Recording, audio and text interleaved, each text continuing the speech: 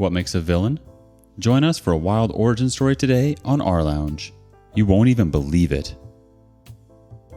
Am I the a-hole for not taking in my brother-in-law who peed on my stuff and blamed my cat? My, 29 female, husband, Ted, 34 male, and I have been together for 10 years. We met early in college and dated all throughout.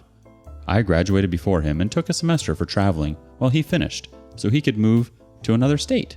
He ended up having to repeat some classes, so when I came back we couldn't move yet and I had no place of my own. So I moved in with him and his roommate, brother, Ash, 32 male, while Ted finished school. Before moving in, I made sure that Ted cleared it with Ash that I was bringing my male cat with me. They had a dog who was old, but Ash said he was fine with it. About 3 weeks after moving in, I started noticing that our bedroom started to smell a lot like pee, and we couldn't figure out where it was coming from. My cat is toilet trained, so I knew it wasn't him. And the dog couldn't go into our room because it was on the second floor and he had hip problems. I started finding clothes on the floor smelling like pee. I asked Ted, and he said he had no idea. After 3 months of frustration and this happening about 2 times a week, I asked Ash if he was bringing the dog upstairs. He said no. At this point, I'm fed up. I stopped leaving clothes anywhere, but I was still finding pee in my shoes, my throw pillows, things like that. After breaking down one day, Ash suggested it was my cat marking his territory, as male cats are known for doing that. He said it made sense as it was only on my things and it was a new place. If any of y'all have cats, you know that cat pee smells different than human pee.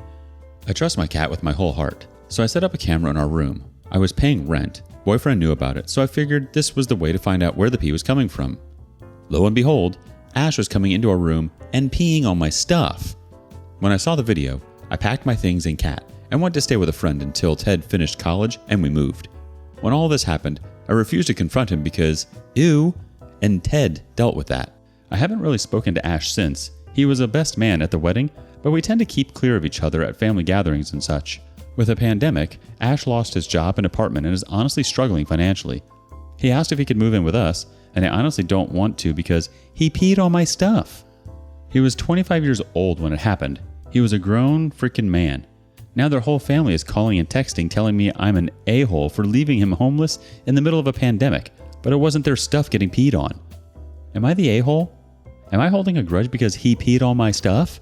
But he is losing his home, and his cat deserves a home, but it was made very clear that I cannot just take in his cat and leave him to the elements. I know I'm justified, but now Ted said that he couldn't do that to his brother, and the job market is better here for his type of job. Edit 1. Oh, thank you all for taking the time to read my current dilemma. I'm currently at work, so had to stop answering for a while, but I will get back to everyone in the morning.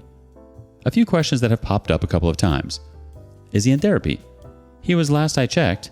After P-Gate, his mom made him go. That's how we found out. Why did he do this? Ash and Ted were and are best friends, and me coming into Ted's life was threatening enough that he wanted to break us up. Clearly, it didn't work, and it only made Ted go no contact for a time. His therapist suggested that Ash had to make amends with his brother, according to my mother-in-law, who was the one who reconnected them, and asked for forgiveness for his actions. They reconnected, and as long as I didn't have to be with him and he never stepped into our home, I could live with it. Why was he in the wedding? When we were getting married, the party was more for our parents. We didn't mind the courthouse, but parents wanted a big wedding because I'm the first of my sisters to get married. All of my sisters and all of Ted's brothers were bridesmaids and groomsmen, and we couldn't exclude him. Ted and Ash are best friends, after all, and as long as I didn't have to take pictures with P-Man himself and he didn't give a speech, I didn't care. Why can't any of his family take him? We live in the East Coast. The rest of his family lives in the West Coast. After many comments, I'm starting to doubt this next part, but I'll say it still because it's the information I have.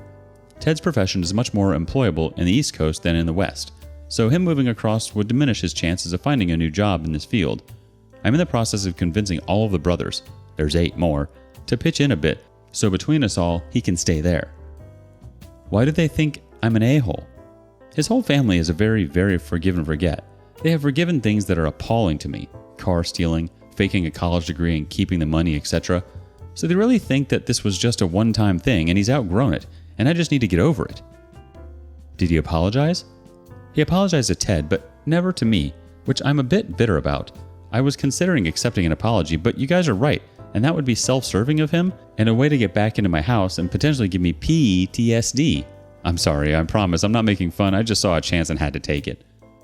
Did he pay for the stuff he peed on? Well, since I didn't know where pee was coming from, I just kept washing the pee things. After the video, I did throw out everything that I remember had been peed on that did not hold sentimental value.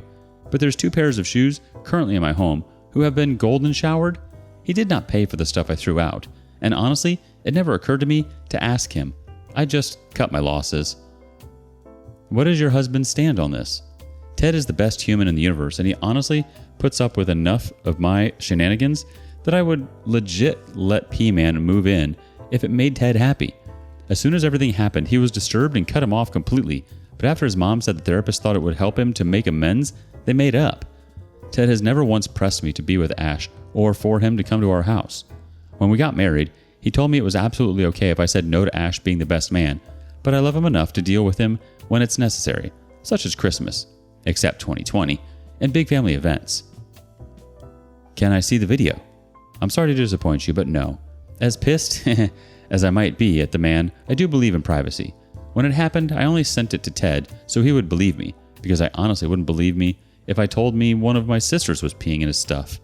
As far as I know, he was only shown it to his parents to provide proof that we weren't making things up, and 2 of the older brothers because, I don't know, they're guys and curious. I want to thank you for my awards. They're lovely and shiny and made me feel like I just won the Olympics. You guys are the best. I also want to say thank you for the amazing jokes and nicknames. If I lose this battle and he moves here, I will be leaving him a litter box and puppy training pads in the guest room, just to rub his nose in it. You guys are the best, and I promise to keep answering comments and messages as soon as I can. Edit 2. Mini update. So P has hit the fan in the family, and my day has been awful. Some of the other brothers saw this post and all of your comments, and the family didn't have the whole story, and apparently neither did I. Brother number 3, 4, and 8 are on their way here to deal with it, because I'm way over my head. I'd like to give a big F you to the messages telling me that I probably had it coming, that I wanted it, or that I deserved it. I hope the P-Man visits you and pees on your toothbrush. Thank you for your concern and nice comments. Thank you for the reality checks. Thank you for opening my eyes to my many faults. Things suck right now, but hopefully I'll be able to give you guys closure, or at least more answers in a couple days. Final update. The ModMin team has agreed that the update is not up to standard with this sub's guidelines.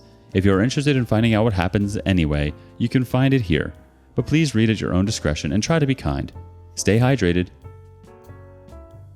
Mountain Goat 05 replies first. Not the a-hole. Ew. All those family members complaining can have pee-pee pants a-hole live with them instead. Emergency Yard 6009 chimes in. Just send them the video of this grown idiot peeing on your stuff. How much of a spiteful dick do you have to be to do that? I would require him to complete 2 levels of puppy training before I let him inside my house. The OP replies, Ha, I enjoyed the puppy training part. His parents know about it though. They made him go to therapy for it. Melody Rain wants to add, not the a-hole. No, family member. The last time I lived with Ash, he chose to piss on my belongings, and I don't mean figuratively, so no, I will not be making that mistake again. Yes, it is a world pandemic, and he is a man with a history of doing disgusting things and then lying about them. He is the last person on earth I would want to quarantine with. The OP replies, I said that to his mom. Her answer was that he was going through a rough time in his life, having lost his best friend and he'd outgrown it. And by that, she means that Ted and I got together. Whoa. I feel like if I didn't see it, I wouldn't believe it. To pee on someone's things? That's definitely crossing a line. And to blame it on your cat? Whoa. This guy definitely has a huge problem with you, OP. You seem far too forgiving.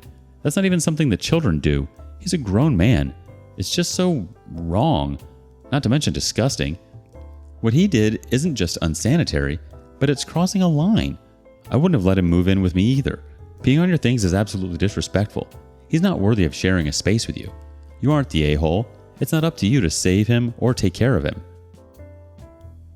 P-Gate Update. The ModMen team of Am I the A-hole agreed that my update was not up to the standard with the subs guidelines and decided it would be best for it not to be there. A special thank you to a specific user for telling me I could write it on my own page. I apologize in advance for the very long read. A lot of things happened. Here's the link to the first part. Each section that is divided was written in different times throughout the last few days. I didn't want to overwhelm you and make you wait with 6,000 edits, so here's the whole story. So I showed Ted the post as you guys suggested, and after reading some comments, Ted understood that he had done wrong by me, and that even though I was okay with it, it was still inappropriate of him and the whole family to be how they are. He apologized profusely for not demanding more from himself, his family, and his brother when the whole thing happened, and that Ash moving in with us was absolutely not going to happen. Being an engineer too, he asked some professional contacts if there were any job opportunities for Ash. One of those contacts ended up being someone who works for the same company Ash did, and told Ted that Ash hadn't been fired, that he had quit, but that he was welcome to have his job back. Ted went to confront Ash about this. We live a couple hours away, while I was at work. I work 2 jobs, one at night 4 to 12 and one part-time during the day, because I want to and it brings me joy, not because my husband is lacking in any way, and found some stuff that started a chain of events and truth unveilings that, to be honest, just make me sad more than anything else. Yeah, I know I'm being spineless again and should be outraged, but I'm just tired right now and want to just sleep, but I've gotten enough nice and hateful messages that I figured I owed you guys closure. I'm probably going to get crap for sharing all of this, but right now, I don't care. This is a resumed, yet still very long, version of everything that happened since my OP. B stands for brother, or Ted's. If I say wife number X, please refer to the number of brother, not that any of them have multiple wives. Brother number 1, doctor with some type of military background. Wife, 3 kids. Brother number 2, surgeon, wife, 2 dogs, and a bearded dragon. Brother number 3, engineer, fiance and dog. Brother number 4, teacher and researcher, wife, 1 kid. Brother number 5, I don't know, works in IT, not sure the details, wife. Brother number 6, doctor, single and ready to mingle. Brother number 7, chef, businessman, wife, 1 kid. Brother number 8, car sales, wife, 3 kids, fish. Brother number 9, Ted, wife and cat. Brother number 10, Ash. I sat down with Ted to talk about everything you pointed out. He apologized immensely. We cried together, promised to do and be better. And you are now all aware his family is complicated, and not rocking the boat was embedded into his heart. We both agreed to go to individual therapy, and if both therapists suggest we do couples, then we do couples therapy too. He ordered a t-shirt that says, "The most okayest human in the universe," to cheer me up a bit.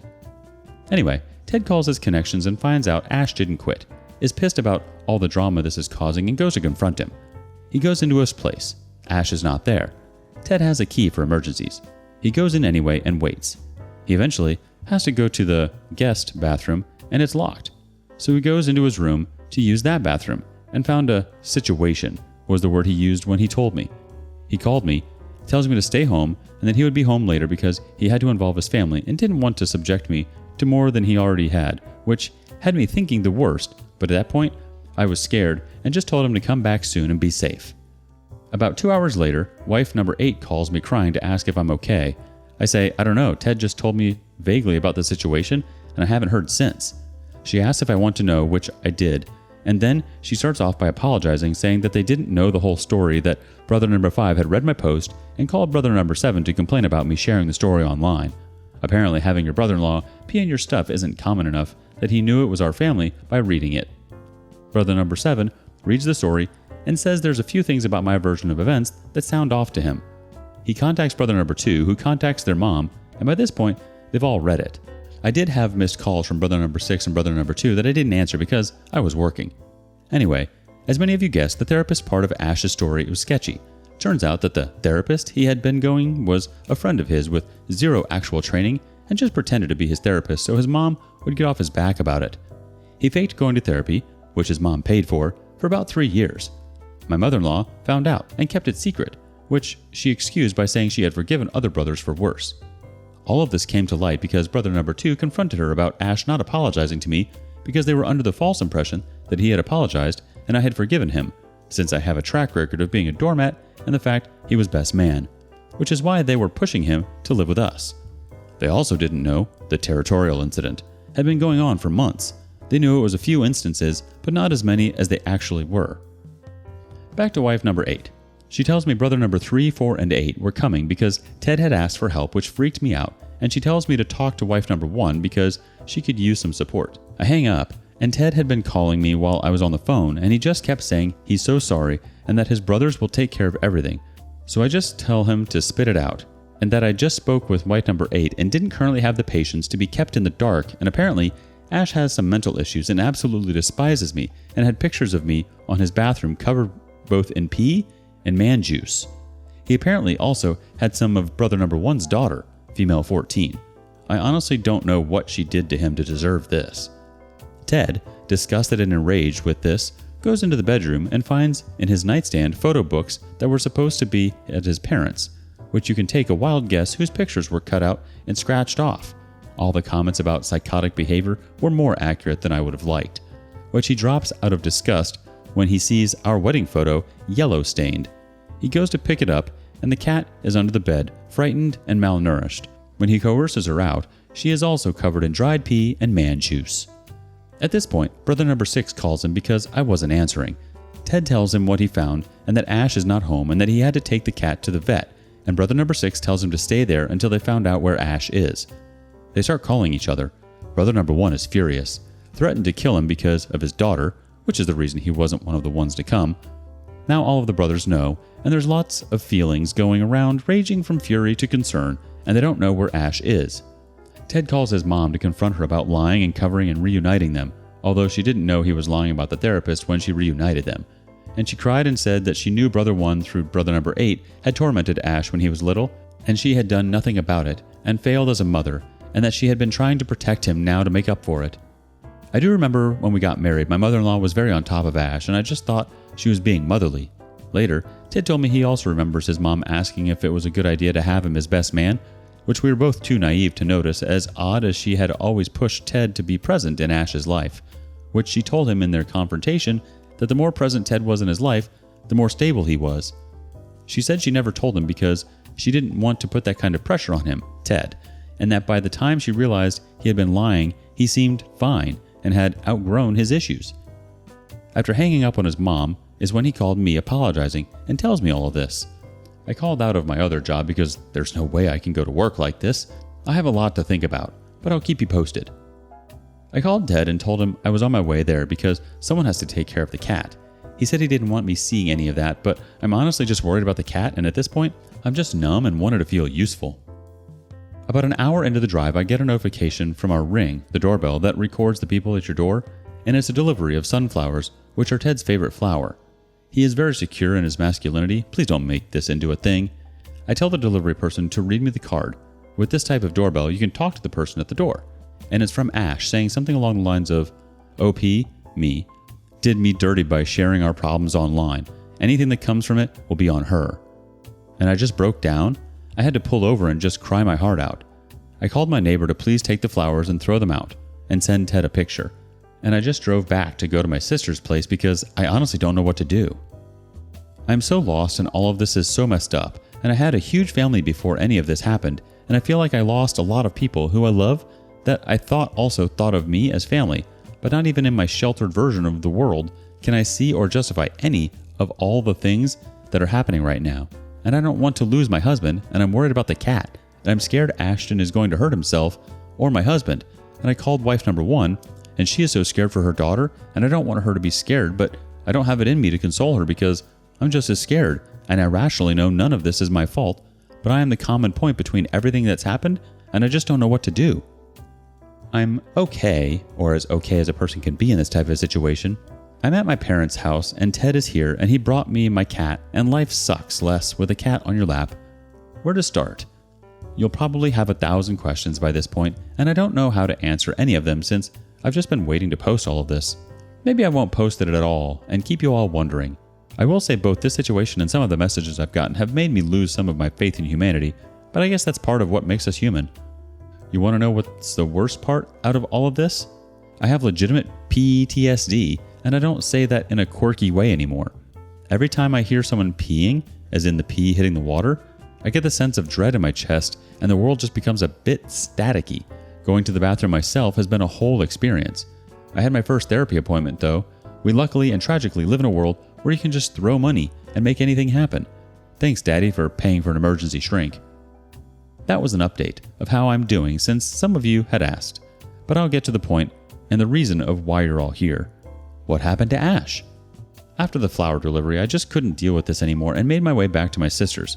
Ted immediately left and came to me. Brother number 6 is the one coordinating everything else. Out of all my brother-in-laws, he is my favorite, and I don't care if the others see this. Most of them have been trash to me at some point or another. Clearly, number 10 taking the cake. I haven't had it in me to ask what's going to happen to Ash. I think he needs help above everything else. Brother number 1 clearly thinks differently, and I guess he's trying to get the police involved since his daughter is a minor. I asked Ted to see the pictures. Brother number 2 said to document everything because I thought it would help. It did not. It just raised more questions, but hey, I have a therapist now that can talk me through them. I guess right now I don't have anything more to say. I'm sorry to have wasted your time, but I'm sure this isn't over and I'll have more to say maybe later, maybe tomorrow, I don't know. Well, they found Ash. Brother number 3, 4, and 8 showed up at his place and he was there this time. Apparently he hadn't noticed Ted had been there and didn't know about the crap storm that was coming. Punches were thrown, yelling, more punches, and one appointment to the ER later. Ash is currently in a psychiatric hold, being evaluated for a myriad of things. Ted's mom keeps trying to get in touch. I don't know if it's to apologize or to inquire about what's happening, because in general everyone is mad at her. But I'm done with her. I think this is the worst reality check a person could ever have, but I certainly have learned a lot about people and trust in families. From the information that we have, Ted's mom seems to have been right about something. Ted not being actively present in his brother's life is what brought on this madness. I guess with the pandemic and us keeping our distance, it's what started his decline. He'll have to work through that with however methods of coping they provide him, because Ted has cut off about half of his family. Hopefully this time forever, since I really don't see either of us getting over this anytime soon. Ash's cat unfortunately didn't make it. That's something that I will forever feel guilty about. At some point in the last year, she developed some type of kidney problem that went untreated, and while she was being abused and neglected, it became too late to help her. The vet said that after everything he was hearing, because they were calling the police on brother number 4 for animal abuse, and he had to kind of explain some of the situation, she was not going to make it without suffering, and he decided to put her down. Apparently, the thing with brother number 1's daughter was about his severe bullying when they were younger. He never actually had much contact with her. It was about getting back at number 1 in the way he knew best. His daughter is going to be attending therapy just in case. I don't know what or how much they told her, but I assume they had to ask her questions about her contact with Ash, and eventually they would have had to explain why they were asking. I guess that's about it. I'm not leaving my husband. I'm not peeing on anybody's property. I'm going to therapy, and I made it very clear to absolutely everyone that I will never have any of them living with us for any reason. I don't care if the Pope is with them. I just feel like I lost that part of me that cared. And I guess all in all, I still did not receive that apology, but to be honest, I don't want it either. Perhaps my therapist will convince me otherwise, or perhaps it's for the best. But now I guess I'll just, deal with it as I can. Oh my goodness. This doesn't even seem real. This sounds like a horror movie. I'm so sorry, OP. This is a lot to process. I'm so sorry you have to go through this. It is honestly horrific. It's hard to believe that someone like Ash is even capable of doing something like that. I don't think it's your fault by sharing what happened. It is a traumatic experience and people process things differently. In moments like that, we need to feel connected in some way, and you didn't seem like you were doing anything maliciously. It's a shocking situation, and sometimes we have to share our experiences in order to feel like what actually happened, happened. We seek validation. P-Gate Update 2, the sequel. Hello everyone. I just wanted to start off by saying thank you for the overwhelming amount of love and support I have received from internet strangers. All of the kind messages and in general for the concern you have shown for me and my family. I will start answering messages soon, I promise. It's just been a hard couple of days. My therapist recommended writing in order to organize my feelings and help me process what happened. And since some of you have shown interest, I guess this is as good a diary as any. I figured a post update would be a little bit easier to read for those curious of what happened next in the P-Man saga. It's been almost 2 weeks since I first opened the Pandora's box that is my husband's family, and you all know how that went. I will be forever grateful to Reddit and all of you for helping me see there were things that needed to be talked about and looking into, even if it did end up turning my life into a pee show. I also don't know how the Twitter people ended up here, but I want to thank you all for the support. A lot of people ask the same questions, so here are the answers. My husband, my brothers-in-law, and I. Right now, I don't really have it in me to deal with any of them except number 6. He has always been my favorite, and in general, we should have taken a cue from him and distance from the family. He truly has been the most supportive and apologetic about the whole ordeal. I did talk to number 1 and his wife to offer my help in whatever way I could, and they politely declined, telling me that I had done enough. I don't know if they meant it backhandedly or honestly, but I'm still keeping my distance from all of them. Most of the other brothers apologized for everything. Some owned to their parts in this messed up situation, and some owned up to their past behaviors. I think this whole family is going to be financing the psychology field for a while. I did recommend that everyone should go to therapy because, as much as I was the one who started it, this is something that affects the family as a whole. My mother-in-law. Some kind Redditors pointed out that she had probably been manipulated, abused her whole life, and I'm not denying or agreeing with that, but know that she did have a complicated life. We are no contact with her from here on out until the end of time, since she called to berate us for breaking up her family. Her words were something along the lines of, "I have worked for years in order to have the lot of you together. I have forgiven every single thing each of you has ever done," talking to my husband, "and this is how you repay me, by letting a little B word get in the way of our family." So there's that. Ted, my husband. He's handling everything as best as he can. He is also in therapy and working through his feelings. He keeps apologizing over and over, and in general, I think seeing what his best bud did to me because of him will haunt him for a while. We read all of your comments together, and as much as he appreciates his redemption, he says he doesn't feel he's earned it, that he has years to make up for. He also told me he understood if I wanted to divorce him, that he couldn't live knowing his family had done this to his wife. I politely declined, as I still love him very much and know that this is not his fault. We'll see how therapy goes for him. Where is Ash right now? He is still in psychiatric hold. He did ask to see Ted. That was a big no-no, and of course, Ted declined. He did write him a letter, though. I don't know what it says, nor do I want to know, but Ted assured me that I would never have to see him again. After it is considered safe, he will be transferred to the West Coast, where the rest of his family can deal with him. We have washed our hands of him forever. Number 3 is the one who has been in charge of his care, and he thinks moving him far away from us is what's best for everyone. Ted and him have been talking about the doctor's reports, but I haven't wanted to ask, and that's okay. Taking a break. As many of you suggested, we took a break. I quit one of my jobs and have been doing the other one from my dad's beach condo.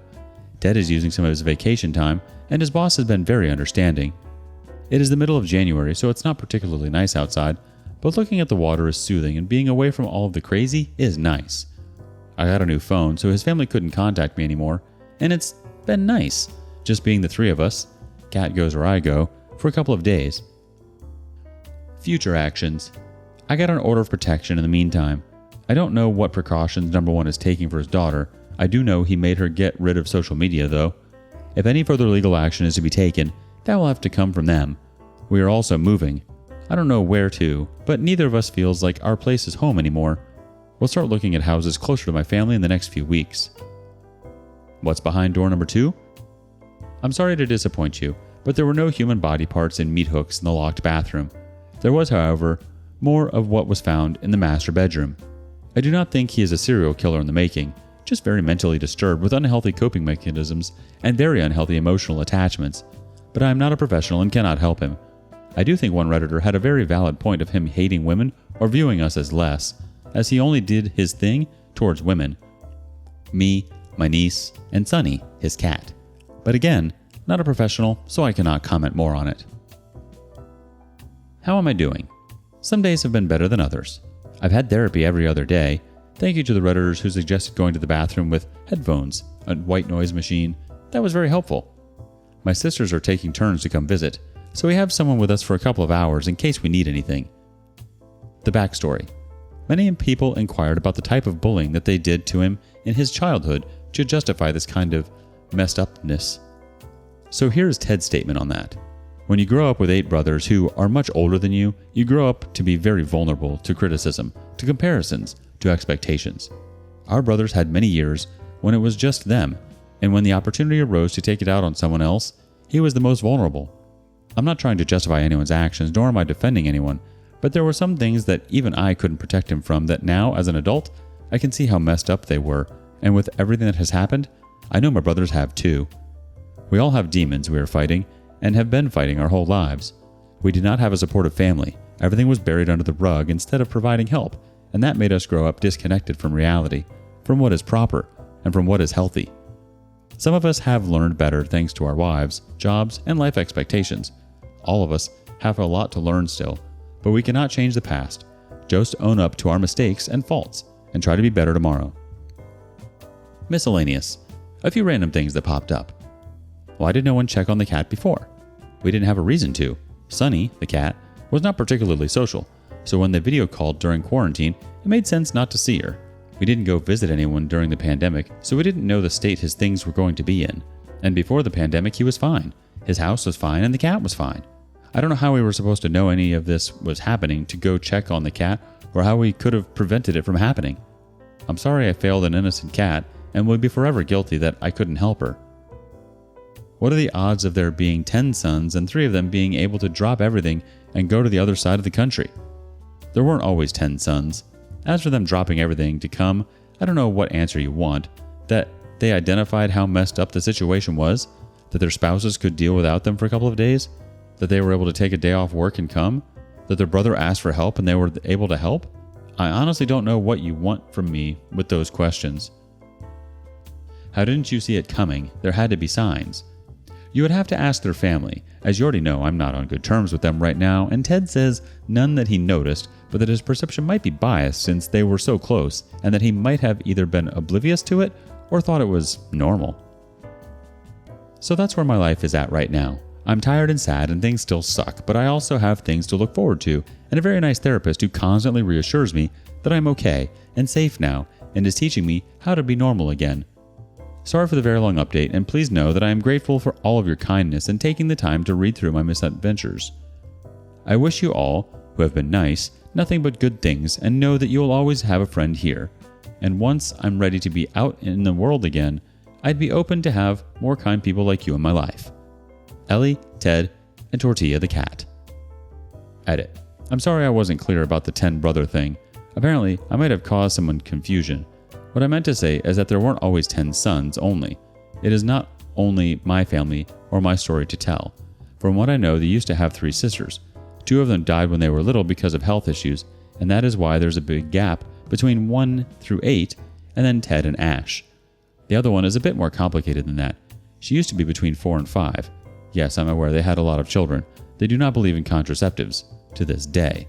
Sorry about the confusion. P-Gate Update 3. Tokyo Drift. If you're new here, you might want to check the beginning, Part 1 and Part 2. Hello everyone. It's been about 2 months since the P show started, and I've gotten a lot of messages and comments recently asking for an update, and in general, most of them were nice and lovely. As always, there's of course exceptions, but at this point of my existence, I'm resigned to them and assume are just part of the internet culture. First of all, I'd like to apologize for taking so long to update. I know there's a lot of people very curious about everything that's happened with Ted's family, but I just needed some time to process things. But here I am sharing yet another miserable piece of this story, so you can all be in peace. I'd also like to welcome the Facebook people. I appreciate people telling me where they're coming from because I didn't know the power of Reddit before I made my first Am I the A-hole post. Anyway, Ted asked me for time apart. He himself is going through a lot of things and has a lot of feelings that me being with him makes worse. He has a lot of guilt, and opening so many closets with skeletons and facing them is a lot to ask of anyone. We're not officially divorced, but we were not looking for new houses together either. We are still in the process of selling our old place, so he's been staying there while I stay with my parents. I don't know what's going to happen once the sale of our place is finalized, or what he wants to do, but I promised him space, so yeah, there's that. He did give me permission to update you all because, despite some hateful messages and comments, most of you are incredibly sweet and helpful. Here's the breakdown of Ted's family tree update counting the sisters. B stands for brother of Ted's. S stands for sister. Brother number 1, doctor with some type of military background. Wife, 3 kids. Brother number 2, surgeon, wife, 2 dogs, and a bearded dragon. Brother number 3, engineer, fiance, and dog. Brother number 4, teacher and researcher, wife, 1 kid. Sister number 1. Brother number 5, I don't know, works in IT, not sure of the details. Wife. Brother number 6, doctor, single and ready to mingle. Brother number 7, chef, businessman, wife, 1 kid. Brother number 8, car sales, wife, 3 kids, fish. Sister number 2 and number 3. Brother number 9, Ted, might be ex-wife and cat. Brother number 10, Ash. I didn't just randomly throw in the sisters to add a little bit of space to the effed up situation I'm living through. Sorry to disappoint. I didn't count them before because, well, I don't mean to be insensitive to anyone who has lost family members, but I'm going based on what I know of that family. All 3 sisters were born and died before Ted was even conceived. There hasn't been a single second of his life when he's had live sisters. So he doesn't say he has sisters, he only says he has brothers. So don't count them because to me and him, he doesn't have any sisters. You guys are wild. The theories you came up with, some more accurate than others, vary from completely reasonable to undeniably insane, but based on what you and I know of this family, insane runs in the family. Anyway, no, they weren't all murdered. Sisters number 2 and 3 were twins and died of a birth defect. My bad for saying genetic. I don't know why a lot of people assumed it would be something specific only to women. Their lungs weren't developed properly or something along those lines. That's all Ted knows, and as you know, I'm not on speaking terms with his family to ask some more questions. And they died a couple of weeks after being born while still in the hospital.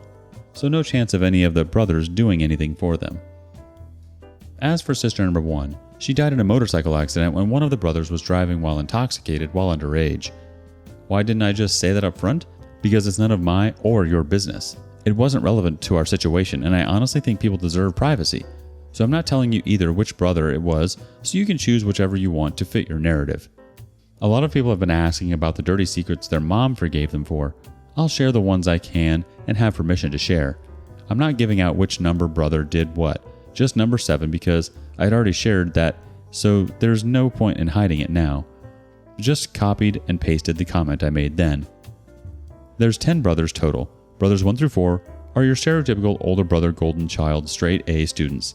So brothers 5 and under were used to having to live up to the expectations the oldest 4 had set up. It was expected that all of them excelled at a sport, had good grades, go to college on some type of scholarship, because paying for 10 kids, colleges is hard, and have a career. Brother number 7 didn't want to. He's a brilliant guy, he just thought it unfair that his life was dictated by competing against his brothers.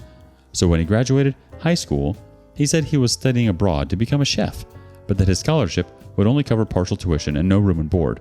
So his parents were super proud that their son was studying abroad to become a well-known international chef, that they said, okay, as long as you keep up good grades and cook us your signature dishes when you come home for the holidays and stuff. So he moved to New York with 4 roommates and faked his international life. He's not one to use social media much, so he didn't have to prove anything, and he just had to make sure to call his parents at hours that made sense with the time difference, and since this was before technology had advanced much, he didn't have to video call him or anything. He just made up some really good stories to tell during holidays. He kept the money he was receiving from his parents to pay his tuition and boarding, and invested in something which ended up making him a lot of money. So then he moved back to the West Coast and said he was managing restaurants now. It all came to light when one of the oldest brother's daughters said she wanted to go to the same school that brother number 7 had, and if he could take her there and show her around, and by that point, he had enough money that there weren't many repercussions to be had. But he still is the one to cook Thanksgiving and Christmas dinner because he does cook rather well. So here's the list of things I know, because Ted, their mom, or the brother in question, had told me that they did with 0 repercussions from their parents. Stealing and totaling at least 2 cars. Same brother both times. Stealing a car. Different brother. Leaving grandma alone for the week when they were supposed to care for her. Stealing and selling things from the house and other brothers. Getting into fights that ended up with police involved. Getting into fights that did not end up with the police involved, but did end up with a trip to the hospital. Skipping school events, like senior trip and those, and pocketing the money. Public nudity, public indecency, public urination. I guess it does run in the family. One stalking incident that ended up with a restraining order. Plenty of underage drinking. Plenty of driving under the influence. Where's the dad? Well, last I saw him, he was in an urn in the living room of their mom's house, so hopefully he's still there. Growing up, he was a butt. Incredibly misogynistic and an abusive father and husband. He was a decent grandfather to his grandkids, but take it up with them if you want to say anything about why you would expose your children to such a horrible human. I don't have children of my own. Ted's parents were, and she still is, very traditional, and appearances are the only thing that matters to them. Having a perfect family with prideful sons and beautiful daughters is all they wanted. I'm not justifying anything, but the loss of their daughters did affect them and the family greatly. Why did they have 2 more kids after everything that happened? They really wanted a daughter again and tried 2 more times before being unable to have any more children. I don't know if they would have kept trying or if the fact that she isn't able to have more children made things worse. What happened to Ash? I don't know. I'd like to say, don't know, don't care, but I do care from a human standpoint. After being in therapy, I feel a little bit more empathetic at this point, and I know he is sick, so I do care and hope he is okay, and will be able to heal and move forward. I just wish that to happen very, very far away from me, and I don't know if he's still institutionalized or not, but I do have it in good authority that he's staying far from me. So that's that for the family. Hopefully this answers all of your questions about them. As always, a big shout out to brother number 6 for being great. He has been very supportive throughout everything, and in general, he's a good guy, and still single and ready to mingle if anyone is interested. He made me emphasize that when I told him I was updating again. So if anyone in the West Coast is looking for a cute doctor with a crazy, messed up family, he's your guy. Tortilla has very much appreciated all the love, affection, and praise. As I mentioned in a comment at some point, I'm sorry for not paying the cat tax, but right now, I'm not comfortable sharing pictures of anything, including Tortilla, with anyone. Nothing against you personally, just me being insecure after everything that's happened. So I do apologize for that. Since I'm committing tax evasion, I will tell you she's a black cat. She's named Tortilla because I'm not great at cooking, and the first time I made Ted tacos, I completely forgot the tortillas were in the oven and got completely charred. As for me, well, everything sucks and everything will continue to suck for a bit, but that's just life. I had to quit my job, after already quitting my other job, so I'm currently unemployed and freeloading at my parents', but my dad says he doesn't mind, he just wants me to be okay, and I love him because of that. It's nice having my sisters around and even more cats to play with Tortilla. I'm still in therapy, which is basically all I can do with my life right now. On the bright side, I'm sure none of these cats had ever been brushed as much as they have been these past few weeks, so they're all extra shiny and handsome. That's all for today. Sorry for the long read. Overcoming situations like that takes time. It's okay to be patient with yourself. I'm sorry to hear that you and Ted are going through it separately right now. Hoping to hear the two of you can come back together. As for Ted's parents and their upbringing, it definitely connects some dots. P-Gate Update 4. Return to P-Town. I don't think there will be anyone here who doesn't know the story at this point, but if you want to read everything, here's the beginning. Part 1, Part 2, Part 3. I've written so many updates throughout the year, some while happy, some while sad, some while drunk, but decided against posting them trying to give you a proper end to the P-Gate saga. But I realize real life doesn't have a proper end.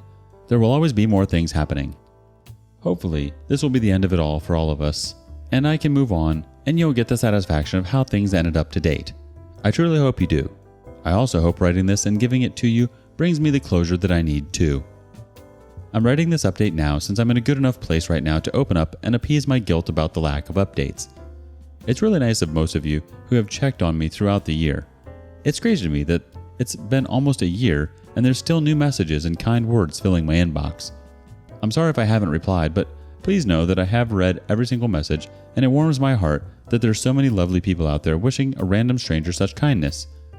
I'll admit a part of me is always afraid of writing an update. Part of it comes from the real-life repercussions of publishing things online, like being identified, which I have been. The other part is also the finality of it. It's odd, but I kind of feel like if I don't tell you guys about it, then I can just pretend it's not real?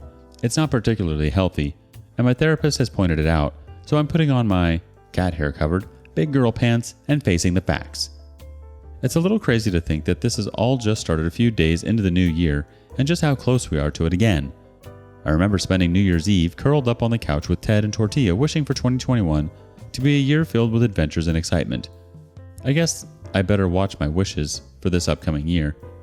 I don't even know what I'll do that day.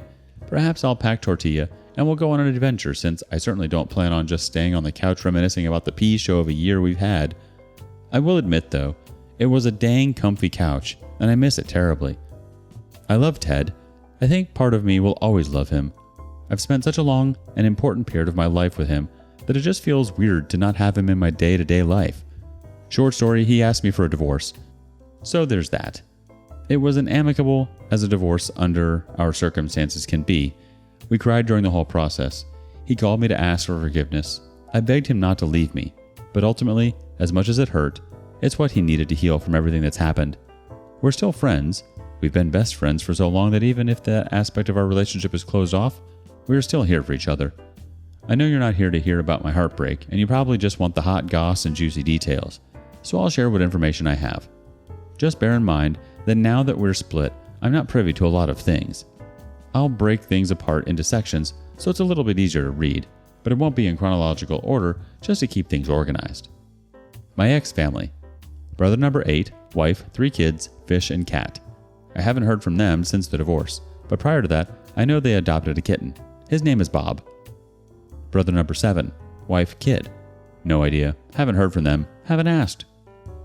Brother number 6 and his girlfriend. He is not single or ready to mingle anymore. I'm really happy for him, and his new girl is truly amazing. She is a fellow Redditor and had read the P-Gate saga and loves him still, even with his messed up family. I've met them a few times throughout the year, and she truly is lovely. Of course, they have their ups and downs and issues with the other brothers, but overall, they're doing great. Brother number 6 actually came to visit me after Ted asked me for a divorce. He hugged me and told me that I would always be his little sister no matter who I was married or not married to.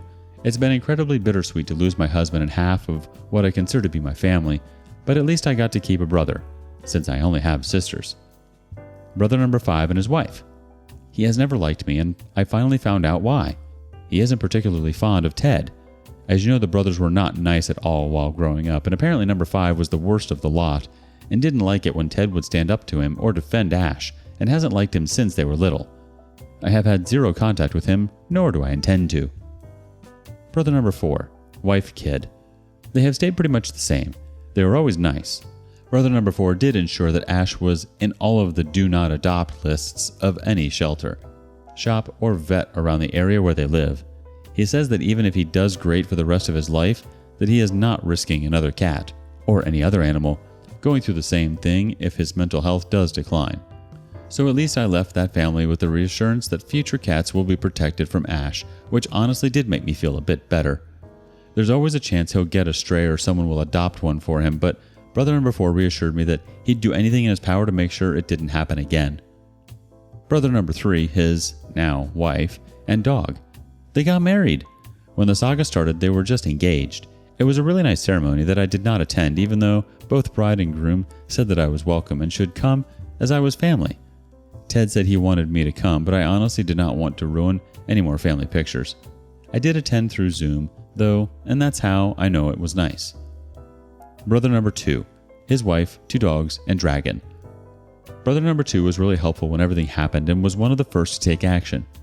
He apologized profusely to me for both the original pressuring of letting Ash move in, then for what happened, and he was especially apologetic on the role he played in his brother's mental health.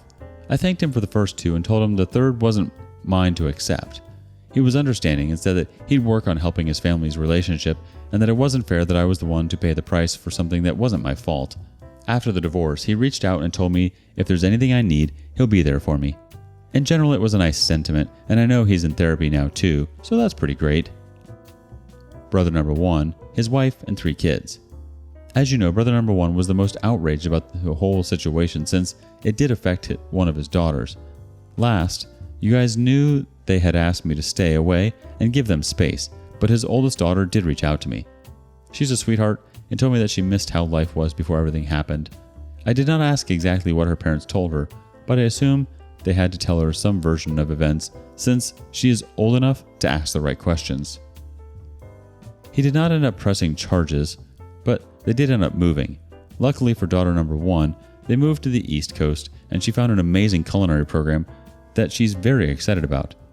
Daughter number 2, according to her sister, mother, and therapist, is doing great. Apparently, she never had much contact with Ash outside of big family events with other people, and the reason as to why he was taking his feelings out on her picture was more because she is the spitting image of her dad, not strictly about her as an individual, but about who she represents and the fact that she is a woman. I'll go into that later. She's still in therapy but is very annoyed about it, claiming that this has nothing to do with her and that she's upset about moving and leaving all of her friends. So all in all, brother number 1's family is safe and adjusting to life on the East Coast, but still keeping their distance from me. They have not liked the weather so far, but I did tell daughter number 1 that she's welcome to visit anytime, and brother number 1's wife and I are friendly enough that she'd let her. Brother number 1 and I have not spoken since everything went down. Any and all communication have been through his wife and daughters. The wicked B word of the West. Some days for the fun of it, I'll go into r/JustKnowMother-in-law and convince myself that at least mine was not as bad. Some others I'll see some and wish I could have one whose worst action was wearing white to my wedding. We were never best friends, but she wasn't always awful to me. Living on the other side of the country, there was always a barrier in our relationship that I think we were both comfortable with, you know? We didn't have to interact with each other much, and we're okay with it. She had so many other daughters-in-law that lived nearby that gave her grandchildren that I just wasn't as important to her. I still called her on her birthdays and anniversaries, and she always invited me over for the holidays. Whenever we would go over for the holidays, the house was always so filled with people that I was just one more or one less, and I was comfortable with that. I think that's where the doormatting with this family started.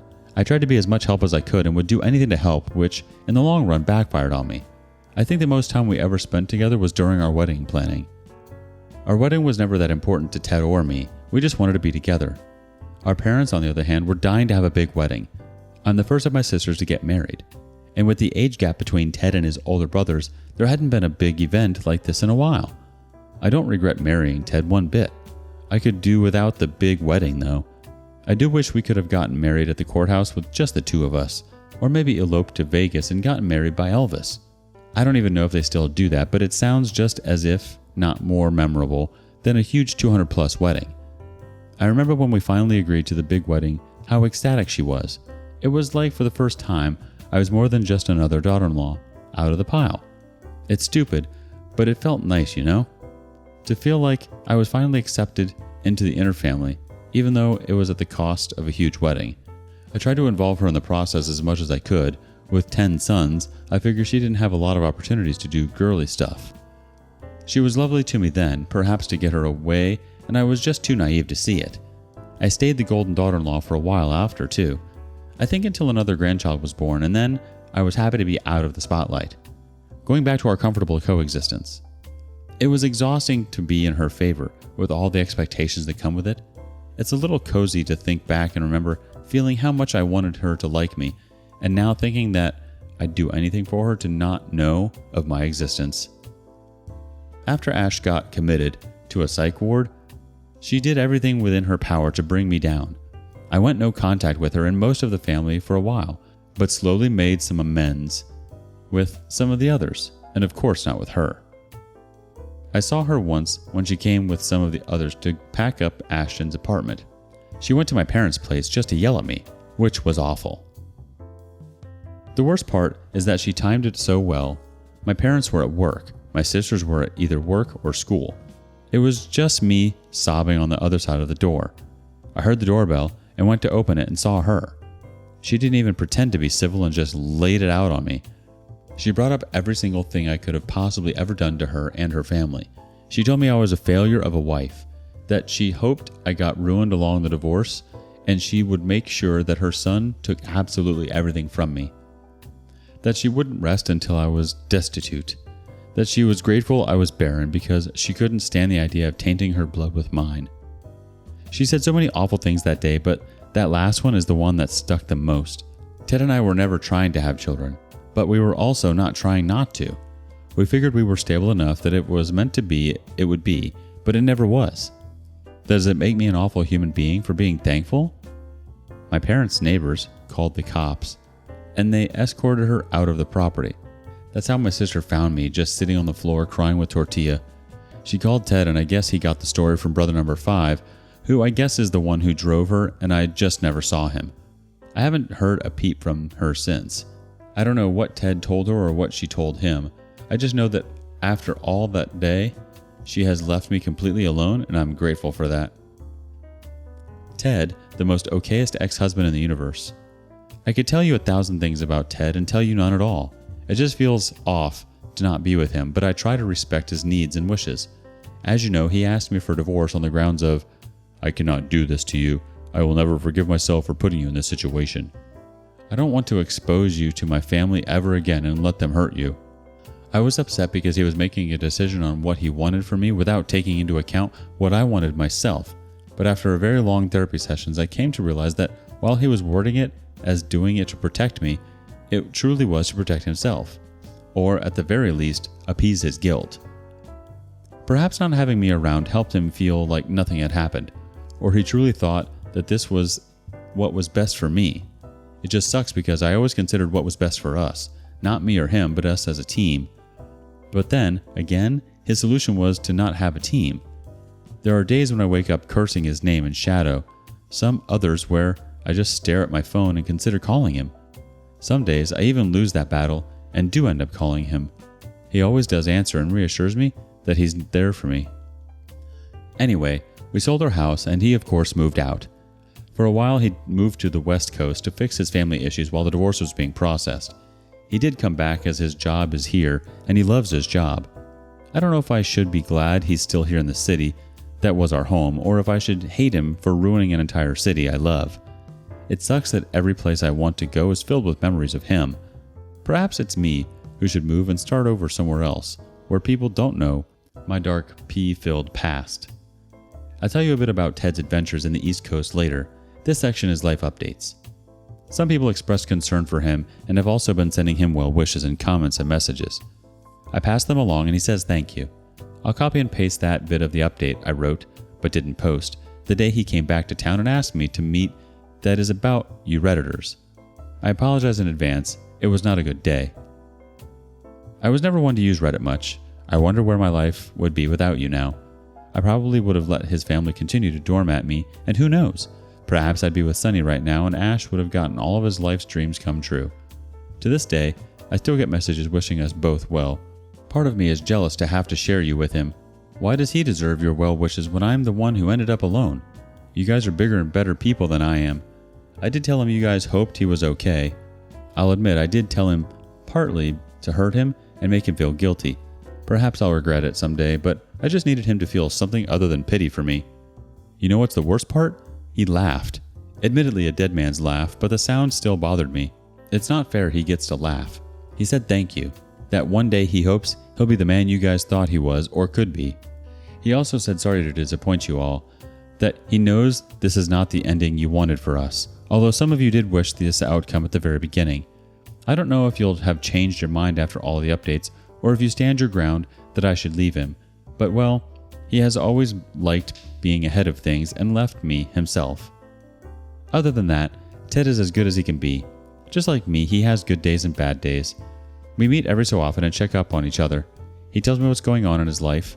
I tell him how I'm doing. After his mom's visit to my parents' house, I moved out again. I haven't invited him over to my new place, nor do I think I want to. I think having a place without memories of him or his family for the first time in a decade is what I need right now.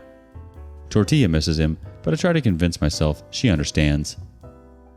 The P-Man himself. I don't even know where to start.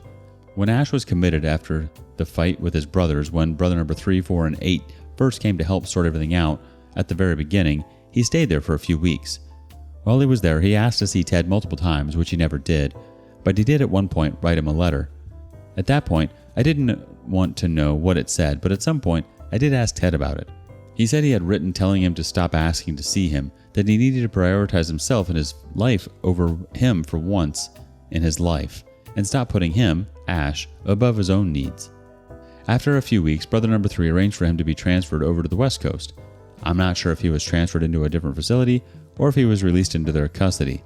Once that was finalized, which took about 2 months, is when their mom and brother number 5 and 7 came to pack up his apartment and officially moved him back west. Eventually, or right then, as I mentioned, I'm not sure of the exact timeline, he moved in with their mom. Brother number 2 was the one in charge of overseeing he goes to treatment, and I trust that he continues to do so. When Ted went over, I guess to have it out with his family, it was hard. He met with his brothers first. I'm not sure if all of them were there, but I guess the most involved ones were. From what Ted told me, brother number 3 told them a bit of what he had been talking with his doctors while he was here on the East Coast. He was treated for a psychotic episode, I think. After that, he's been in treatment ever since. I'm not sure what the exact diagnosis is, but they did talk about a lot of things. They talked about their upbringing and how their bullying had an effect on Ash, how Ted's protectiveness created an unhealthy emotional attachment, and a few other things came to light. I don't know if these are conclusions they came to or if they were told by Ash's therapist or exactly how they got there, but this is what Ted told me when he came back. It was weird listening to him talk about it. He was so detached, like he was talking about someone else's family, but I guess it's his way of processing things. I don't know. Many of you asked at some point or another what type of bullying they could have done to make him turn out like this. Well, Ted answered some of those questions for me. For the sake of being consistent, I won't tell you who did what. Per usual, you can choose your own brother to fit in the narrative. Just know that while some brothers are remorseful and regretful for their behaviors, apparently some others aren't. Many of you also took a few guesses at the type of tormenting they did, and some were more accurate than others. Apart from irregular standardized bullying of punching, humiliating, mocking, tricking, and insulting, there was also locking in cabinets, stealing his clothes, leaving him outside all night long, locking all bathrooms so he'd have to wet himself, threatening with a variety of items and weapons, leaving him at places and making him walk miles to their house in a variety of weathers, put him in diapers, antagonize him, tie him up and drag him on ATVs through property, dumping water on him and leaving him in cold weather, itching powder in his underwear. I could go on, but you get the picture. I know some people don't get along with their siblings and that bullying and sibling rivalry is a thing, but it just seems so evil when he was describing it. What could he have possibly done to deserve it? I don't get it. It doesn't excuse his behavior, but it does explain it a little bit. His hatred for women comes from a similar place. The general consensus is that he blames his mother for not protecting him from all of that, making his view on women as weak and useless. If his own mother couldn't protect him from his own brothers, who could? I guess in general, his brothers didn't get help with that growing up because they would alienate him from any girls who showed any interest in him. That's how his emotional attachment to Ted began. He was the only one standing up and defending him, but we already know how that ended. For now and hopefully ever, Ash is staying west. I'm sorry I don't have more definitive answers for you. I'm sure many of you were expecting that, but I also can't bring myself to just ask more questions. When this all started, when I was right out of school, I kept 2 pairs of shoes that had been part of the pee incident. I threw most of everything else out, but those 2 pairs. The first pair doesn't matter to you guys. The second were the first thing I bought with my own money from the very first internship while I was still in school. They represented the very first step, hence why shoes, to my independence. Having to quit both of my jobs, moving back in with my parents, and losing Ted sucked. And I just thought of those shoes stashed in a box and how unfair it was that I had lost all the shoes represented. I'm slowly building my life back up again. Moving to my new apartment and getting a new job are the first steps. I guess I'll see what the future holds for me and Tortilla. I haven't worn them since they were peed on, but maybe I'll wear them again someday when I feel like a whole person again. Happy holidays, Reddit. I don't know how mine will be, but I certainly hope yours are filled with light and joy. Much love from my tattered heart. Yikes, this is a very large web that has been weaved. I'm so sorry to hear that you and Ted are no longer together, but it is refreshing to hear that you are both on speaking terms. When it comes to Ash and your mother-in-law, it sounds like a Netflix original for Making a Murderer. P-Gate Update 5. P-Men Tell No Tales. It's been a while since I've been here. I even stopped writing on posted updates because I honestly didn't want to think about life or anything. How are all of you doing? How's the new year treating you? I hope you've all been well and healthy, that all of your cats are being pet and your bladders empty. I'll keep this update as short as I can.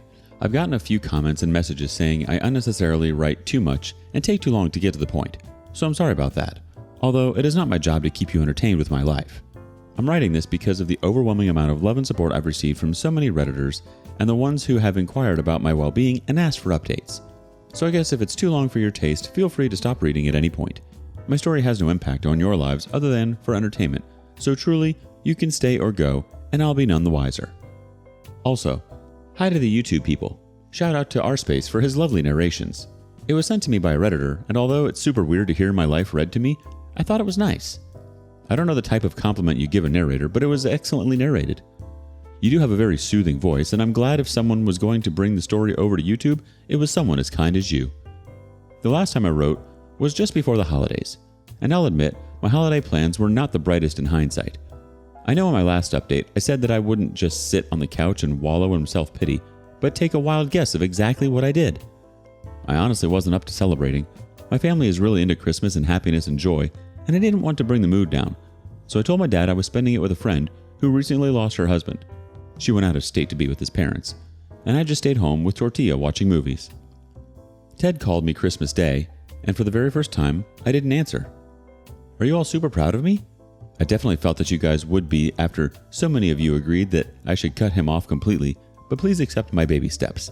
I just couldn't bring myself to go cold turkey for my best friend even after everything that happened. He texted me later in the day to check in and make sure that I was alright, saying he saw my sister's photos on Facebook and noticed I wasn't there.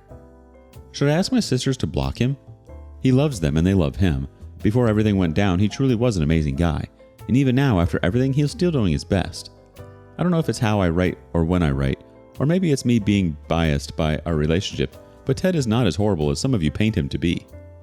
He's also going through something incredibly traumatic, and having to face head-on everything his family did is not easy. I sat on his text for a few hours thinking what to reply and honestly came up empty-handed. I was not alright, but all in all, he's still the person who knows me best. The 10 years we spent together weren't wasted time. We didn't break it off because we fell out of love, but because it was what was best for both of us. You guys get to read my updates from a point of privilege in a sense. You're not the ones whose lives got destroyed and went from one happy family to being completely on your own. I had my family and you to fall back on, but Ted didn't. Some of his brothers hate him even more now because of all of this. He lost his best friend and little brother. He lost his partner. He lost Tortilla too. And even though it's a good riddance, he also lost his mom.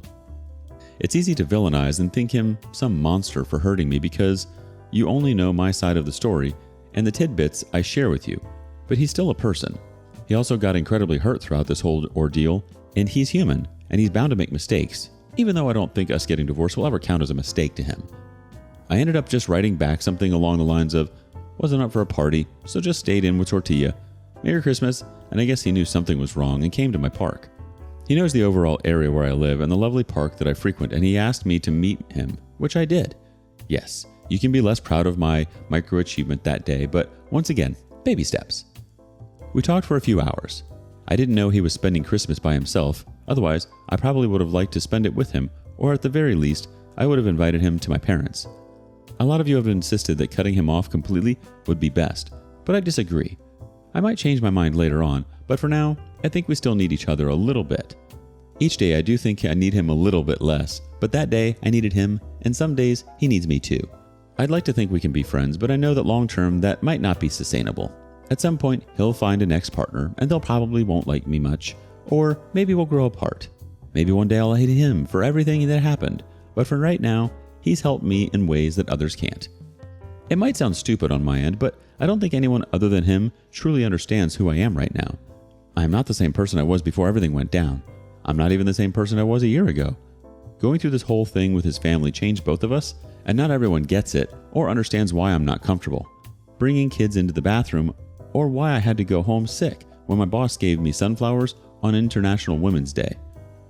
I do think that we both lost parts of ourselves that were perhaps a bit too naive, and we've both grown in ways neither of us expected to have to grow, but that have grounded us a bit. I lived a very, very privileged and sheltered life, and even though I lost some of the sunshine that filled me, I feel like this new shade has helped me connect with people a lot more and understand their struggles in a more empathetic way, or at the very least, I'd like to think so. Maybe that's just what going to therapy does for you, in which case, I definitely suggest everyone to go to therapy, P-man or not. All in all, I think we're both doing a little bit better. Tortilla is doing great. Apart from a little health scare, she is, per usual, doing great. Our new place has a lot of windows, which means a lot of sunny patches, which she is enjoying thoroughly. Ted went no contact with most of his family and is currently low contact with Brother 4 and Brother 6, so I don't really have anything to tell you about Ash or the rest of the brothers other than Brother 6, who is really sad that Ted is keeping his distance from him specifically, since he also cut off mostly everyone, but he says he understands and that he'll be there for him whenever he's ready. It was brought up quite a few times that what was always referred to as bullying was actually abuse, and I don't think it's important to use that word when describing their childhood. I think precisely part of the problem that caused the House of Cards to come down was the dismissive way everyone went about it, and how much they all, including Ted and Ash, downplayed it as either boys will be boys, brothers are like that, or simply I thought it was normal. I think if any of the wives or I had known the extent of things in their childhood, perhaps a lot of different decisions would have been made. Of course, my ex-mother-in-law is a lot to blame for that, but, well, I guess we've all learned from it. I don't think I'm ready to date yet. I think I need to learn to be alone first. I was with Ted since college, and it's been quite some time since.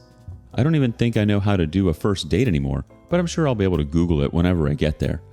It's been weird adapting to solitude. I don't want to call it loneliness because sometimes it's nice, you know? I'll finish a book and close it, and the place will be quiet, and not in an eerie way, but somehow comforting. I've had to learn a lot, which made me realize how heavily I relied on others to help me with things that I always could have done myself. I changed a tire for the first time. It was a scary experience because my tire popped on a highway, but I did it. I learned that different plants have different care requirements after killing a bunch, but now I have a little basil that's going great. I learned that I actually don't really care for action movies. The high speed and constant pressure is not something I enjoy. I learned to cook shrimp. Ted is allergic, so we never had any at home. Pro tip, don't forget to devein your shrimp. There are also things that I miss about being with Ted. I had to drive myself to the emergency room after missing a carrot with a knife, and I think that hospitals should have valet options. Tortilla had a health scare, and being alone in the waiting room was truly awful. The death anniversary of a childhood friend came and went, and he wasn't there to comfort me. I also really dislike mopping, and I'm stuck having to do it myself. That's about it, I think. I haven't seen Ted since Christmas, though we do still text each other very so often and have called each other a few times, but we're learning to be apart without withdrawing all of our support at once. We are still healing. I am still healing, but now I can confidently say that I can see a bright side when before it was just kind of living one day at a time. I don't know if that makes sense. Ted's birthday is coming up. I don't think I'll go see him, but I'll ask his friends to make sure he's not alone. I've been toying with the idea of adopting an elder cat for him. He always felt so strongly about them, and I think it'd be good for him, but I don't want to overstep. What do you guys think? Lastly, I want to thank you for your constant support and well wishes. You truly are an amazing community that shows a side of humanity that truly is beautiful. Of course, Reddit has its dark corners and mean people, but the majority of you are such a strong support system without even knowing me and the many others you have helped, and I just feel like perhaps the internet is not so bad. I'll make sure to pay back and pass on all the kindness I have received from all of you, and maybe one Redditor at a time, we can leave this place a little bit better than we found it. Right now, I think this is as good a final update as any. A relative content ending with a hopeful future. I don't know, maybe I'll surprise you, a la Gilmore Girls, and give you a year in the life sometime in the future. But for now, I can say that everything will be okay. Head pets for all those who want them. Intended for cats, but I don't discriminate based on species. And my love for everyone from my mending heart. Ellie and Tortilla. It is heartbreaking to know that you and Ted are no longer together, although you both still care very much for each other. It's quite a sad ending to such a traumatic event. Not only that, but it's unfortunate to think that had the siblings all had a healthy upbringing, these events could have been avoided. P-Gate Update 6, Return of the P-Man. Hello, lovely people of Reddit. How are you? Almost an entire year has gone by, and I hope that we have all grown older and wiser. It's endearing to know that even after all this time, there's still people following me and sending me heartwarming messages and comments. Also, thank you to whomever reported me to Reddit Care. I didn't even know that was a service they offered. It was, I hope, from a place of caring and concern. I guess at some point the story made it into TikTok, so hello all of those who came from there. At this point, I'm expecting AOL chat rooms and Yahoo answers were to show up. The new 20s are kicking my butt, and not in a particularly positive way. I cannot wait for this decade to be over. A Redditor called my last update a holiday special, and it made me laugh. I don't think they meant it kindly, but it just struck me funny because I'm an absolute sucker for the Hallmark Channel. So here I am again after the holidays.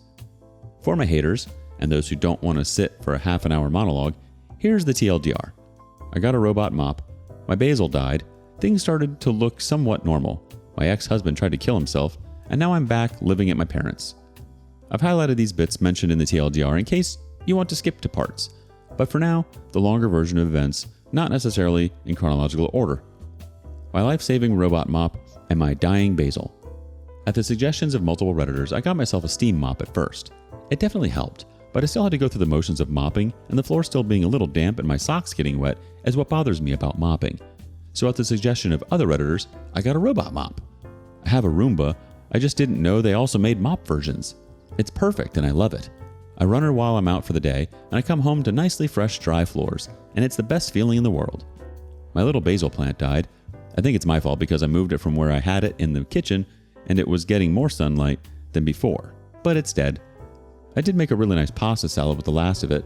Orzo with cherry tomatoes, mozzarella balls, olive oil, salt, and basil. Super simple and delicious. I was gifted a few miniature rose plants, thoroughly killed all of them in a few months, and kind of gave up on live greenery.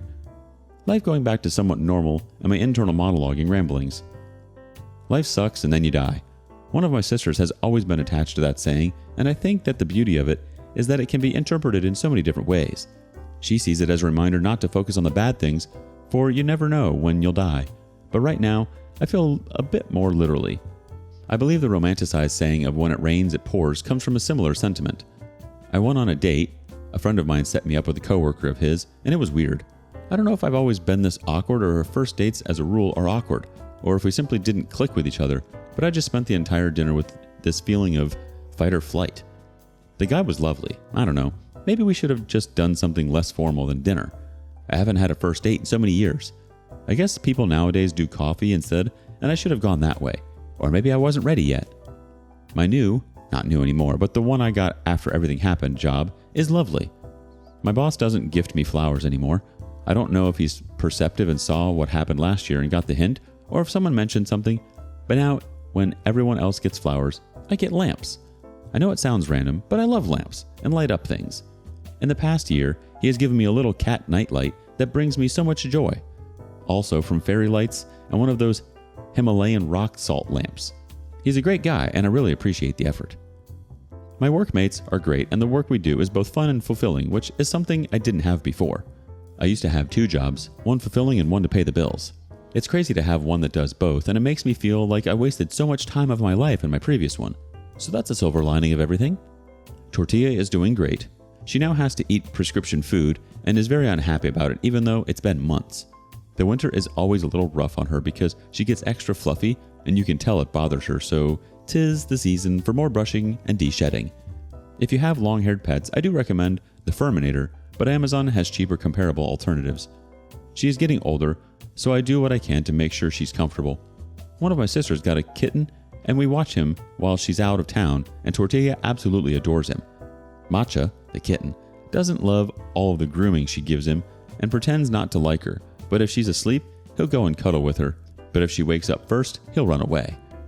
I'm rambling perhaps because I don't know where to start or what to tell, and it's also scary in a sense because I know certain people keep tabs on me through this account, and I don't care if they do, but it still feels odd. Kind of like the feeling you get when you know someone is watching you from afar. I don't know if that'll make sense to you guys, but yeah, anyway.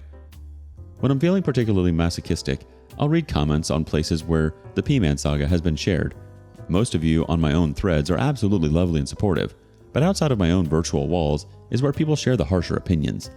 As I mentioned, it's masochistic and unhealthy, and I know it, and my therapist knows it, but it also grounds me a bit and helps me see things from perspectives I hadn't considered. For example, someone called me deranged for being so obsessed over cats. I hadn't really noticed, but a good portion of my updates do revolve around cats and cat well-being. This is because I, in fact, do love cats. That person said I showed more empathy toward cats than I did towards Ash or my family-in-law, and even Ted. And yeah, a little. Consider me sociopathic if you'd like, but domesticated animals in general do not have a say in what goes on in their lives. We as pet owners make the decisions for them and try to make the best ones that we can. But in regards to Sunny, yes, I absolutely and to this day will always feel more empathy for her than for anyone else involved because she was helpless. There was no other option for her, no safe place, and no one to advocate for her. Even if you take out the sentimental component and my attachment to cats, from a humane standpoint, it was still awful, and there was a reason why animal cruelty charges were considered. Other comments said I was over-victimizing myself, and that what I went through was truly nothing, and I'm just dramatic, which maybe I am a little, and that the true victims were X or Y or Z. I think each person involved in this whole ordeal is a victim in one way or another, but being a victim in your own story does not trump you being a villain in someone else's. Take my ex-mother-in-law, for example. She is the person who has gotten the least amount of sympathy in everything I've read, but her husband was a piece of crap. He was an abusive father and husband. I know her upbringing was less than stellar and has a lot of unresolved trauma with the death of her daughters. Does it excuse her behavior? No. Does it explain a little bit? Maybe. Does it make better all of the damage she caused? Definitely no. Ash was a victim of an incredibly abusive childhood, but the part of the reason why this caught everyone by surprise and why everything went downhill so fast is because he was very well put together, or at least he was incredible at managing or hiding away his feelings. He has an engineering degree from a recognized university. He had a stable job and successful life after he graduated. Everything went down with the pandemic and the isolation. I don't know, and I've thought about this a lot, but I do wonder if there had been no pandemic, what would have happened? Would Ash not have snapped? Would something else have triggered him? Would someone else open the skeleton closet? The imaginary what-ifs are their own adventure. I have pictured so many different lives with happy, sad, and tragic endings. I'm aware that it's not good to fixate on those, but sometimes I envy the possibilities. I will admit, though, that in my wildest imaginations I did not quite ever picture Ted dying. He is not dead. Let me preface with that. He is doing okay right now. Please remember that while all of this is written from my perspective, the real person in the middle of it was Ted. I was just a casualty. It took many, many therapy sessions to come to terms that it wasn't really my fault. I was just the unfortunate one to have drawn the short stick. What made Ash be the way he ended up was the years of abuse and dismissive attitude from their family, and one way or another, that would have come out regardless of my involvement. I'd like to imagine something somehow would have convinced him to go to a real therapist, but it would have been dealt with in a safe, healthy way. But I guess we'll never know. The one thing I have come to be thankful for is that it was me that broke the camel's back and not Brother One's daughter.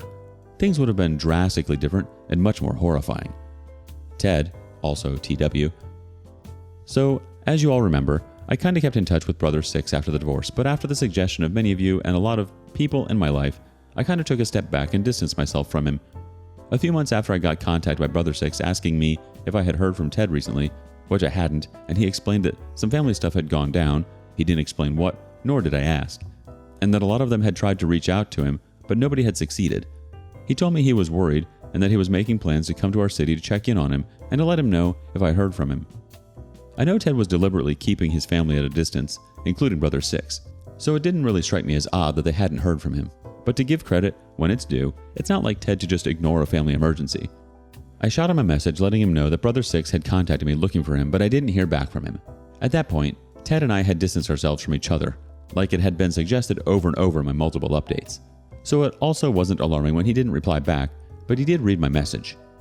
Fast forward about 2 weeks or so, and Brother 6 tells me he's in town and would like to meet me. I said yes because I missed him and asked him to dinner at this new place that I thought he'd like, and he said no, just coffee. That was weird because Brother 6 is a massive foodie and he never turns down new restaurants, but I figured he was in town only for a few days and wanted to spend more time with Ted. We met at my park and honestly, he looked rough. I just remember taking a step back and this feeling of dread. You know when you know a person is going to give you bad news? To be absolutely honest, I thought he was going to tell me that Ash was back in town, but he just looked so ready to give up. He told me that a few more things had come to light in the family, that I wasn't really interested in knowing, so I didn't ask for specifics. I'm sorry I can't provide more hot goss, which I know is something that you guys like, and that when he'd come to check on Ted, he found him spiraling pretty bad. Ted was never much of a drinker, just kind of socially and on special occasions, but that when he got to his place he was completely wasted at 10 a.m. on a Saturday. Brother 6 stayed with him and sobered him up, and eventually, on Sunday, he caught him up on the family situation. Brother 6 went out to grab his stuff from his hotel and came back to Ted completely unresponsive. He called emergency services, and Ted stayed in the hospital for a bit. I don't really know if anything else happened to him, or if it was just an accumulation of everything that had been happening for the past 2 years catching up with him, but it feels to me that he had been going on a self-destructive bender for quite a while. Talking it over with my therapist, she kinda implied that that would make sense, and it would also kinda explain why the divorce. Maybe I'm just trying to find a justification of why he divorced me, even after all this time, but knowing Ted the way that I do, that would make sense. He was always a great protector. I guess he got that trait early in his life, protecting Ash. He's the type of guy to keep an eye out on a girl's drinks at a bar. That always stops to check if an unaccompanied child is okay. He also has some controlling tendencies that most often lead him to anxiety. He's a great planner, but has great difficulties when things don't go according to plan. It makes him rigid at times, but also extremely reliable. But those are all things I always loved about him. Many times during our multiple conversations before the divorce, he would always apologize for not being able to protect me, for putting me in harm's way, and even though I thought I had reassured him that it wasn't his fault, I guess he was never convinced. He was also coming to terms with the reality that his family was not really as nice as he thought, having realized that he himself had taken part in the dismissiveness of the family's actions throughout their childhood, having to realize how bad and horrifying his past was, and how monstrous some of his brothers are. It really takes a toll on a person. He was dealing with his own trauma, the immeasurable guilt he felt, and all in all, the powerlessness. Ted ended up in going to a treatment center for a bit. He wouldn't let me visit, but he did write me emails. They are a little too personal to share with you guys, but it was a very emotional experience reading them. The first few apologetic for making me worry and reassuring me that he was all right. Some others very rambling, and that's coming from me. And some others actually pretty great. It was a very interesting progression seeing him go from hyper-polite and apologetic back to the same man I fell in love with. It was also very interesting to see him internalize things that I had been saying for years, and also gaining insight on things that I hadn't seen before. Overall, I think it was cathartic for him.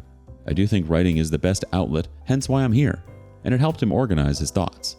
Why emails to me specifically instead of a diary or emails to himself? I have no idea, but I'm not complaining. There was one particular email where he was angry at everyone and everything.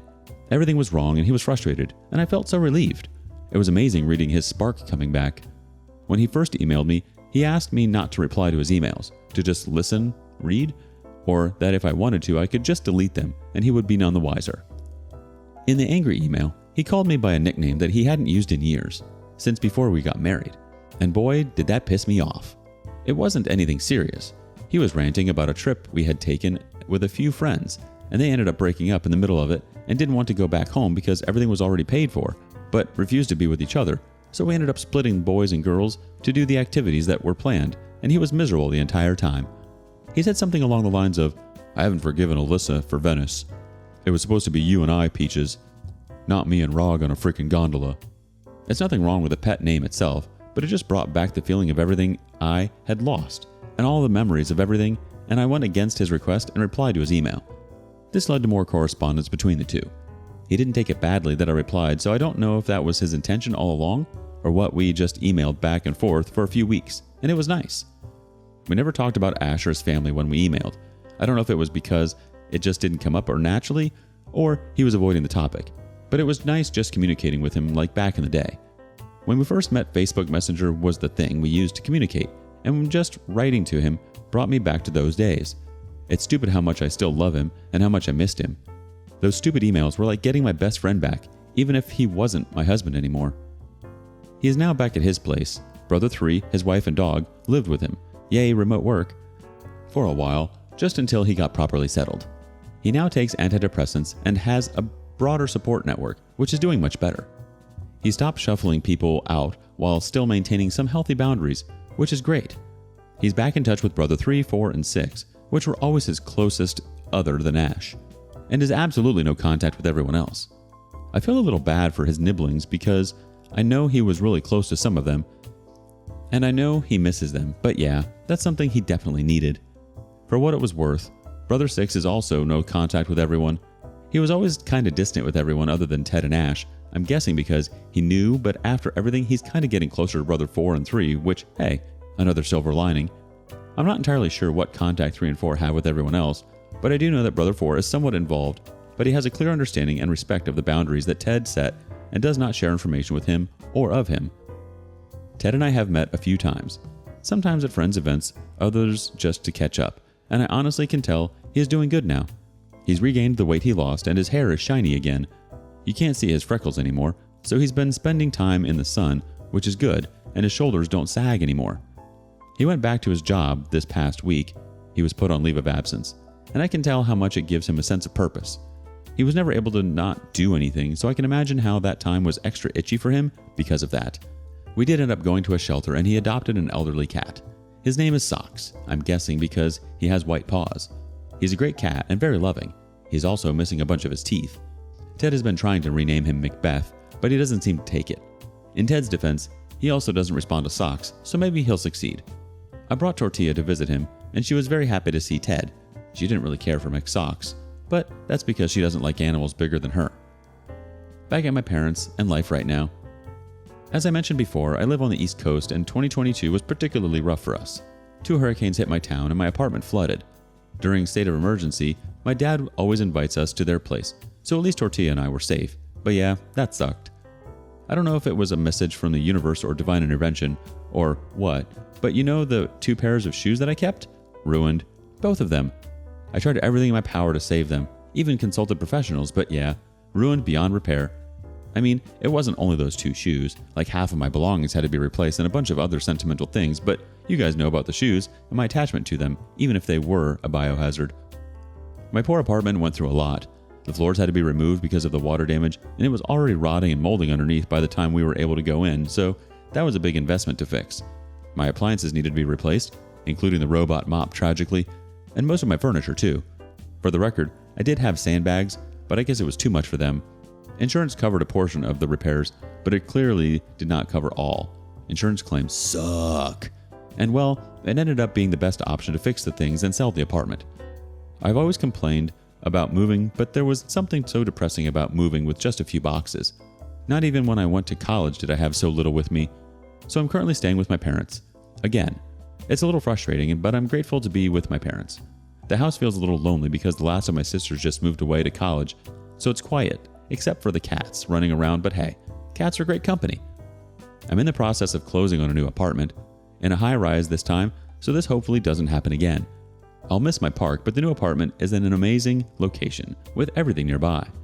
I could also bike to my job if I wanted to, but I'd have to learn how to ride a bike first. Why didn't I know how to ride a bike? Because my dad was too overprotective and thought we'd die if we got on a bike. I don't know if I'm too old to learn how to ride a bike now, but I'm willing to bruise my ego and try training wheels. The new apartment has much bigger windows, so there'll be lots of sunny patches for tortilla. I wanted to build a catio at my last place because I did have a small terrace, but the new place has a balcony, which seems a little unsafe for a catio.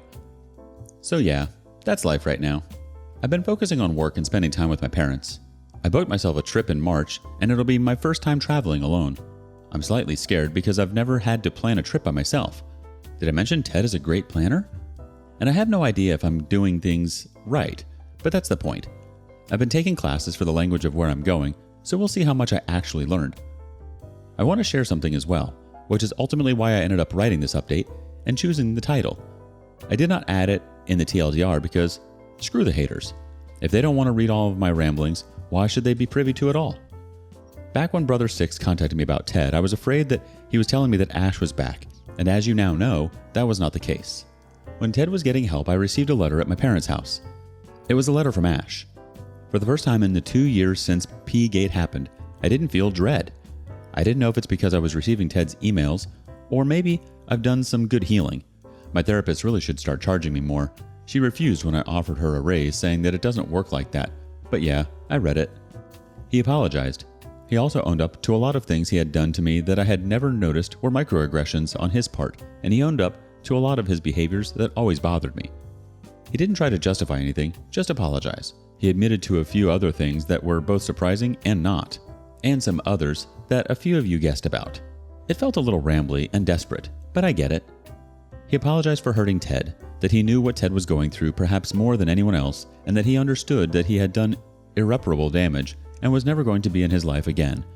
That even if he couldn't help his brother after everything he'd caused, he knew that by at least owning up to his mistakes, he could at least make it up a little to me. And that even if Ted never knew about it, it was a small way for him to apologize to him indirectly. He said a line that I found interesting. "I'm sorry I ruined your marriage, but I don't think I ruined your life. Ted would not have chosen you if you weren't resilient." He also thanked me for trying. I tried really hard at first to be friends with him, but after the incident, of course, it was a big nope. He said he had given up on people other than Ted trying for him, and that he was sorry he never gave me a chance. He admitted he was jealous that I brought Ted happiness in ways he couldn't, and that he regretted that because of him, Ted had lost that. I think it was just a way to try to appease the guilt he was feeling about hurting his favorite person and seeing the actual effect it had on him, while also somewhat respecting his boundaries. I mean, he disrespected mine, but yeah, I get it. I haven't told Ted about the letter. I don't think I will either. I did tell Brother 6, and even though he was enraged at first, he understood and accepted it, and told me it was up to me if I told Ted or not. That he didn't think it'd do much harm, but also wouldn't help anything, so that if I felt compelled to tell or show him to wait a while until he was in a better place, and that perhaps to run it by his therapist or do it in therapy. Closing thoughts. Christmas has come and gone again, and this year I did spend it with my family. My sisters are the best, and each of them bought me a pair of shoes to represent my life milestones, and they gave me an empty shoebox to represent the pair that I'll have to buy to start this new chapter.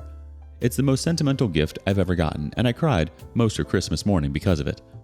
I saw Ted for New Year's. We were both invited to a mutual friend's party, and we had a great time. We didn't intentionally spend the whole time together, but we did often end up in our own conversations, without being rude to everyone else, and just laughing together. When midnight struck, I was sitting on the back, kind of away from the couples, and he sat next to me and put his head on my shoulder, and we just stayed in comfortable silence while everyone else rang the new year. It's such a relief to have Ted the friend back. I still love him. I probably always will.